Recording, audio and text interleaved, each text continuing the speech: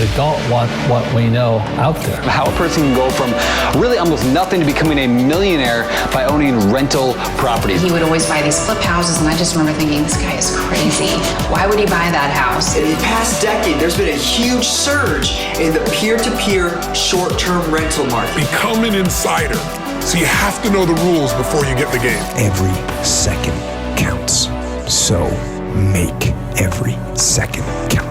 Welcome to the Real Estate Jam. Whether you're just beginning or the best of the best, we're glad you're here. We will share successes, failures, and strategies for the action-taking real estate investor. And now to your hosts, JD and Melissa.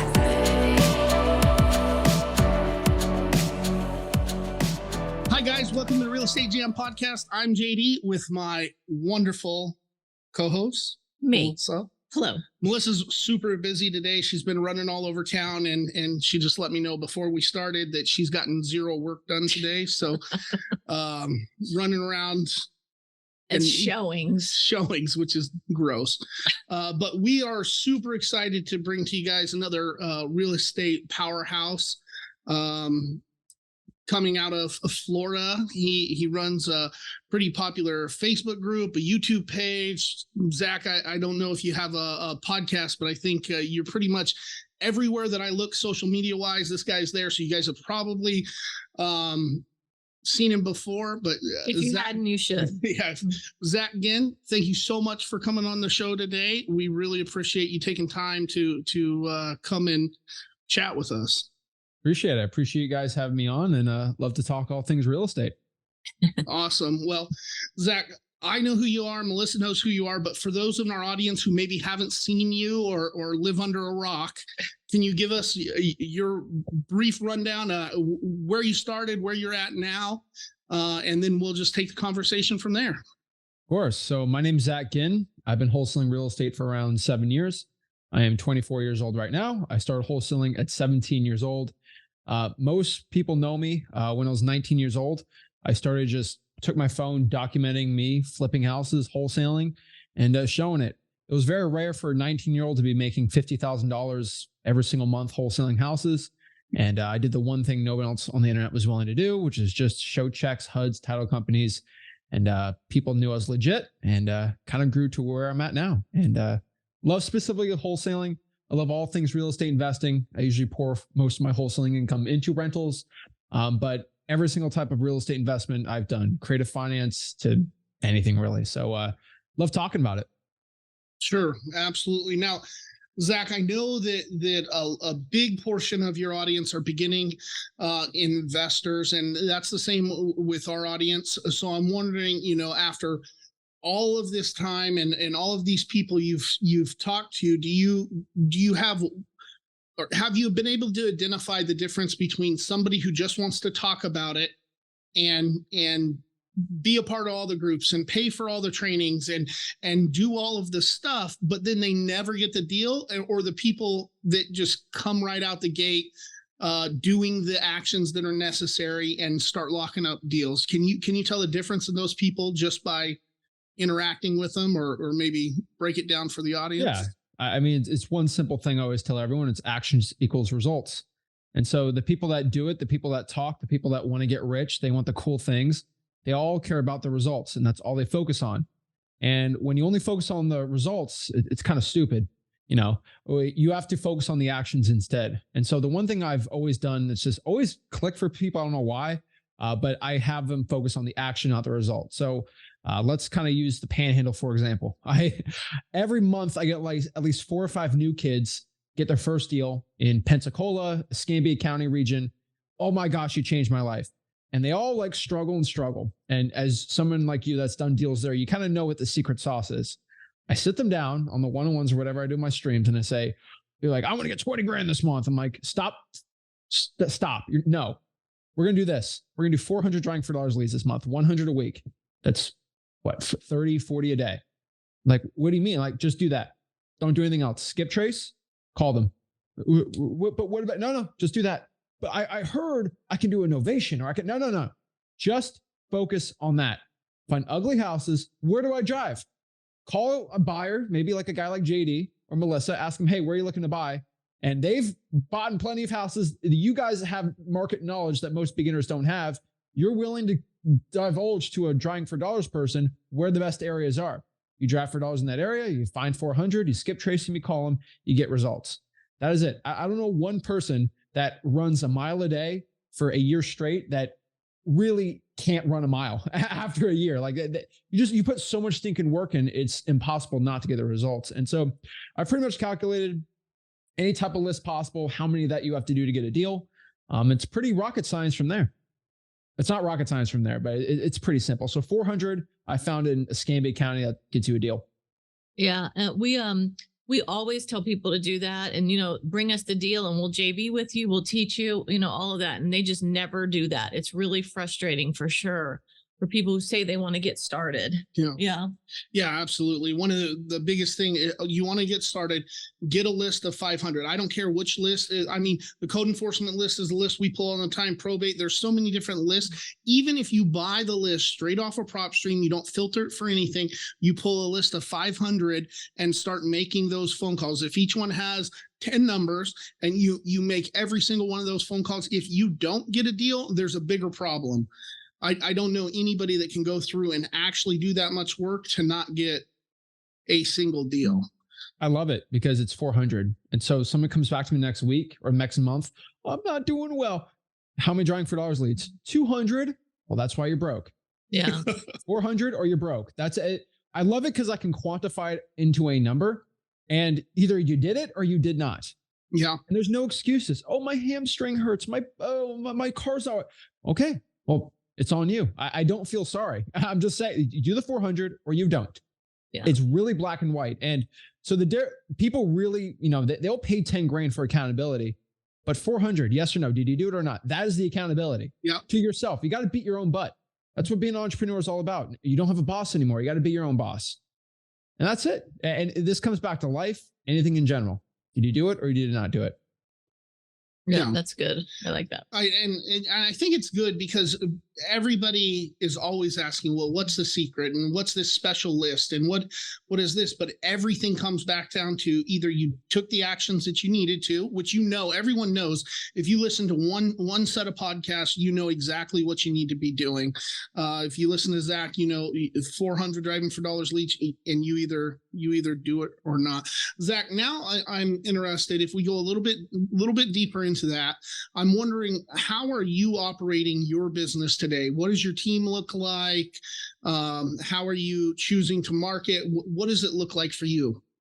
Yeah, so it's kind of funny to say because the last time we talked about a year ago, I was kind of planning this mastermind type thing where basically I was going to take over the entire wholesaling industry.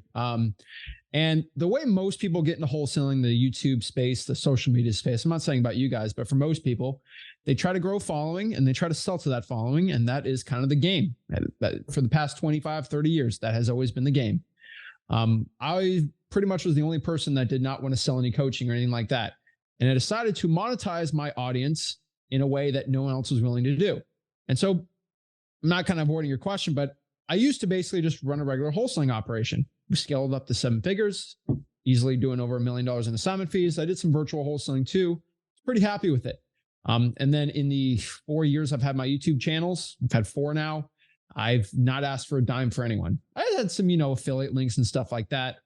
Pretty expensive to run, but doing well.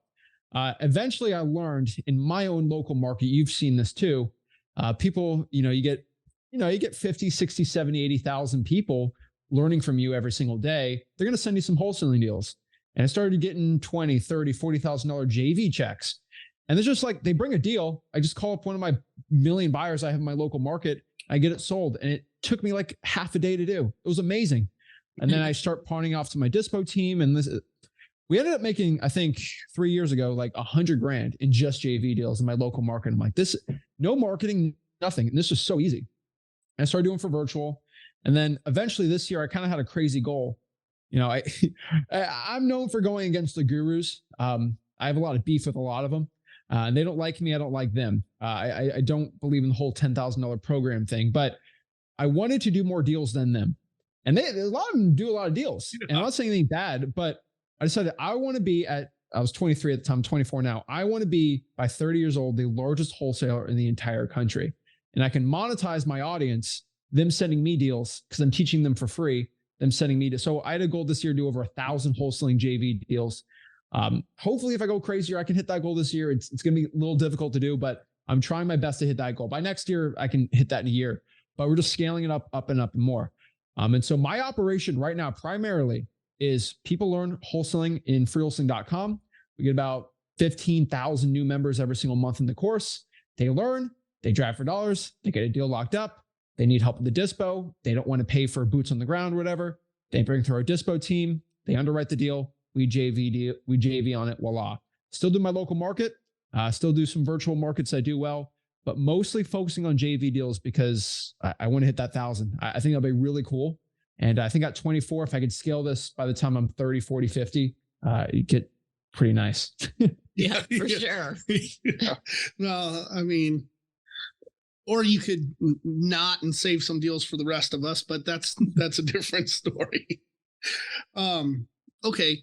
So we've talked about like, hey, this is the marketing, and I obviously I don't want you to give away your whole entire free course. I'll give you everything. It's all free. But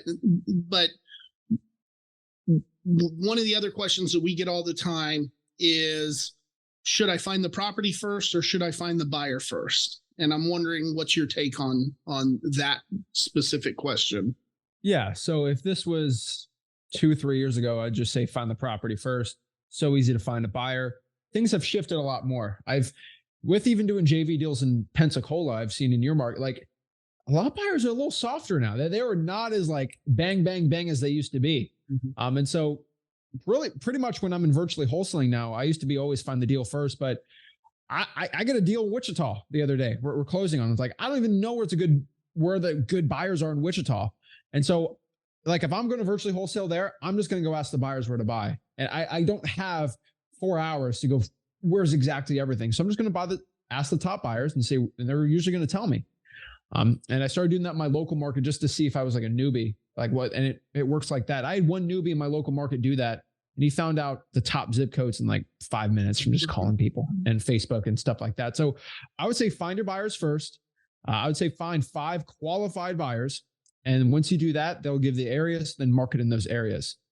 For everyone watching this, there's a new guru scam. I call it a scam, but they're daisy chainers. They're gurus out right now teaching you to just lock up other people's contracts to JV. And then from there, they will try to pawn it off another buyer and really try to screw you in the process. They'll post it on Facebook, they'll post it on Craigslist, and really blow your deal up. I've had our deals up there. It happens all the time. And then they'll go and literally knock on the seller's door. It's bad. Buyers are not respectful sometimes. And so qualified, you have to go actually ask certain questions to the cash buyers. Hey, are you okay with me doing an assignment? Show me the last 5 houses you bought for cash. Go with ABC Title Company, things like that. So find the buyer first. Especially in this market right now, that's what you got to do. Yeah, absolutely. And I think, finding the buyer doesn't mean necessarily that you are sending out 100 letters to people who bought in cash. Like you said, just get on Facebook, search the Facebook groups, look for the people who are actually doing deals. It's really easy to tell who's doing deals and who's not if you're in these groups for any amount of time. And then reach out to them, leverage the experience of the other people in your market, and then help provide value to them. Because the reason, that's something you didn't say, the reason that they're willing to take that time is because you are offering to bring them value. They don't have time. They can't find all the deals. So when you're bringing them when you're bringing them value, they're willing to help you. Okay, great. So you've moved away from mass marketing. You are leveraging your social media accounts. I'm wondering if we can go into that. How important do you think social media marketing is for real estate investors in today's environment? Yeah. So I'll give you one thing. So the reason why me and Rick have done so well on everything is we literally create new YouTube. We create new marketing channels that no one else in wholesaling has done. So one thing we kind of innovated this year on doing that really Rick's been doing for 20 plus years But we've been doing digital bandit signs. Have you ever heard of digital bandit signs? I've heard the term digital bandit sign, but I haven't done any research on it. Yeah. So basically, we used to do this. Rick, my dad used to do this 2006. He used to go to fishing forums and just like say, hey, I buy houses for cash. And there's 20,000 people in the fishing forum. They saw it. It's like a bandit sign. It's great. And that was tough because you have to post it every day. It's annoying, ad copy, things like that. And we'd always do deals, and people know Craigslist and stuff like that. It was so time consuming to do. And then once this ChatGPT thing came about, I was able to create 50 different variations of ad copy and say, hey, don't put this word in, put this word in. And I was able to blast it everywhere. Facebook groups got bigger. And so basically, if you want to talk about social media right now, doing what I'm doing, it's nuts. I would not recommend anybody to have hundreds of thousands of dollars of payroll on editors and hosting and stuff like that I do. So I probably wouldn't go that route. I would go on ChatGPT, literally just create an ad saying that me and my partner are looking to buy 3 houses for cash in X city, add emojis, make it look good, and create 30 variations and post 1 variation a day for 30 days straight on Craigslist. And then do that for Facebook groups and go nuts. I go to Pensacola. I'm going to the Pensacola real estate group, which is not the best, but to the Pensacola food network, the Pensacola events, the Escambia County, moms group. If I'm a mom, right. I'm going to every single local Facebook group, the swap shop type thing, and just posting those groups. Hey, here's a picture of my antique clock on the antique clock Facebook group. This is a great clock. I love it so much. I actually got this on a house I bought. If you're looking to sell your house, put that. It's free. Awesome. There's 40,000 people in the swap shop Facebook group for, Florida. You get eyeballs on it. Yeah. And you got to get creative with it. That's why I'm not telling everyone the ad. It's not like I'm trying to sell you something, but you have to kind of be unique. Right. You can just click ChatGPT. It'll do it all for you for free. So social media is insane. I know a lot of people doing that. I just had another podcast. The guy who's making $40K a month doing that for free, just learning on the channel. And I love it. They're called digital bandit signs. They're going to change the way a lot of people are doing it, but most people are lazy bums. They don't want to do it right now. Start doing your own market. No, go on Craigslist right now. No one's going to be posting them. You'll do really well. Yeah, that's awesome. That's a really good tip. All right. So, Zach, I think that there's a lot of value coming out of your group specifically. I've gotten it. How are you preventing these spammers that come in here and say every single comment that's on there, they're coming in and saying, hey, come try this trading thing, because managing a group at that level, are you employing the moderators to do that? It's me and Rick. That's it. I have I'm very tech savvy. I have a lot of bots inside the group. I have a lot of coding experience from just So I had to learn a lot about coding when I created ROS. So it is the largest postcard sold throughout the in wholesaling, just in a basis thing outside of regular one. And we basically created offers on postcards, and I had to learn how to algorithm stuff like that. And I use that just in the Facebook group. And so you mention anything bad, it gets automatically taken off. So Facebook's pretty good on there. I mean, 115,000 people in the group. I think it's moderated decently well. And there's no spam. You go to any wholesaling group, where the buyers at, bro? Where the buyers at? What value does that have to do? I have a property under contract. I can't find a buyer. We don't allow that. It's just the group really goes, go to freewholesaling.com, my free course. And if you have a question that can be answered in that course, it doesn't get allowed. And with 115,000 people, there's thousands of posts that are being requested a day to be posted. But if it's not in there, it doesn't get approved. And it's pretty cool. I really like it. And I think people get value from it. It's great. I like that. So one of the bad things that happens in our industry are we get these gurus who have great sales techniques, great sales processes. They come in and they start selling the 10,000. You said 10,000, but we've seen courses, way more than $10,000. And they're looking at these people who don't know any better yet and start targeting those people to sell to. If you're new to real estate investing, how can you avoid being pitched and sold by these expert salesmen. Just don't do it. That's it. I don't know what else to tell you. Just like, you don't have to pay to learn wholesaling. That's it. So outside of me, and I will confidently tell you, there's not one person that has a complete wholesaling course from start to finish. Dispositions, acquisitions, like everything. I go through the course, find somebody else has another free course. There's 4 videos and they're like 2 minutes long. Like I have a lot of stuff on there, FYI. Now, the reason why I'm the only free guy, I'm still the only free guy, because when I learned wholesaling, I learned it from my dad, who's been wholesaling 21 plus years, right? 21 plus years. He gave me an unfair advantage. He taught me how to wholesale real estate. And that is nepotism at its finest. That is an unfair advantage. That is like, come on, it's easy, right? It's just like, Ken Griffin Jr., right? Like someone's dad's like an expert. It's like, come on, right? It's unfair. I completely get it. I was the only guy that didn't have to pay a $15,000 mastermind to learn how to wholesale houses the right way. And so I said, you know what? I'm going to be everyone's daddy. And I'm saying that in the nicest way. I'm going to be the Zach Ginn to you guys, to everyone watching this. And I'm going to teach you how to wholesale for free. I'm already a millionaire. I already make tons of money passively on my rentals. I don't need to go sell you a course. And I basically was the only person that taught it for free. To this day, there's not one person that does it. And so I don't think you should be paying for it. There are some people that, there's some decent paid courses out there, but really the experience is going to be the best thing. And so I've been inside every single paid mentorship that is decently big. I have access to all of them. I just don't think they're good. You can go pay them if you want, but I will tell everyone right now to spend 10, 15, 20 grand on a mentorship.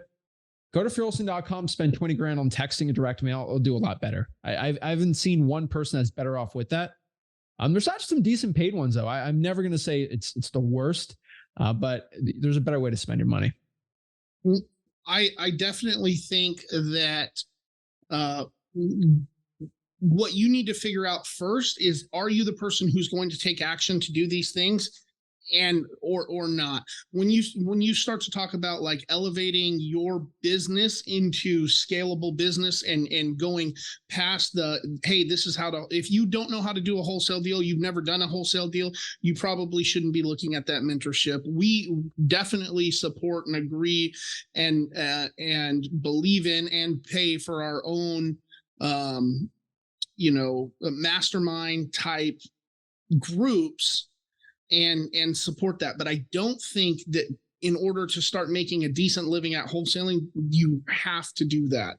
I think once you start wanting to learn more about business and creating teams and growing that way, then you can consider it. But that's after you've already put money in the bank from doing the basic level actions that you can go to Bigger Pockets and get a whole entire marketing plan on how to do it on, $1,000 a month marketing budget for free. You can go to your course and get that stuff for free. But once you've maximized that, turning your business into a bigger business, a larger one, I think that's when you should start to consider it. But at that point, you don't need to go on Facebook and ask people, hey, do you think I should do this or not?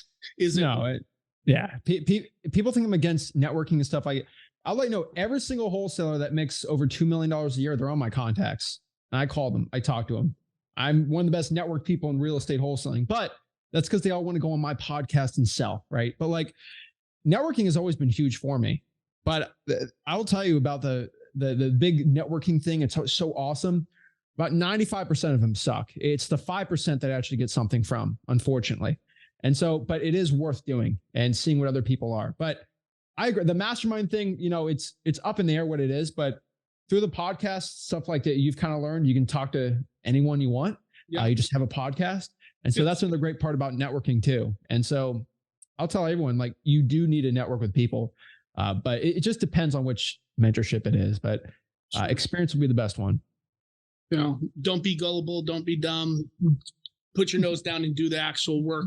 Zach, if our audience got some value from it and we wanted to send them to find out more about you and Rick and what you guys are doing, or if they, have deals outside of our local area that they want to JV with you, where can we push them? Where can we send them to learn more about you guys? Just look up Zach Ginn. You can go to sellmypaper.com. You want to send a JV deal. I don't do every single market, obviously. But yeah, that's pretty much it. It's pretty simple. Great.